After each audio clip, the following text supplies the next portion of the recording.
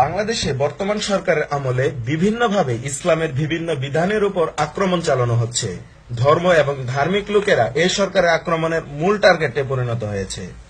এরই ধারাবাহিকতায় হিজাবের উপর আক্রমণ চালানো হচ্ছে প্রতিনিয়ত। পরিচয়ের অজুহাতে তারা মুসলিম মেয়েদের মুখে নেকাব খুলতে বাধ্য করছে, যেটা মানবাধিকারের চরম লঙ্ঘন। হিজাব নারীর মৌলিক অধিকার, কিন্তু এই সরকারের আমলে ইতোমধ্যেই বাংলাদেশ থেকে হিজাবকে চিরতরে বিলুপ্ত করার যাবতীয় আয়োজন সম্পন্ন শুরু করা হয়েছে।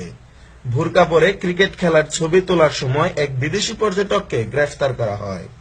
নামাজি ও পর্দানশীল ৮ ছাত্রীকে ঢাকা বিশ্ববিদ্যালয় হল থেকে বহিষ্কার করা হয়। ইডেন কলেজে পর্দানশীল ছাত্রীদের আটক করে নির্যাতন করা হয়েছে। রাজশাহী বিশ্ববিদ্যালয় সমাজবিজ্ঞান বিভাগে ও কুষ্টিয়ার মহিলা কলেজে হিজাব নিষিদ্ধ করা হয়েছে। নার্সদের নিকাব পরা নিষিদ্ধ করা হয়েছে বঙ্গবন্ধু শেখ মুজিব মেডিকেল ইউনিভার্সিটি ও চট্টগ্রাম নার্সিং কলেজে।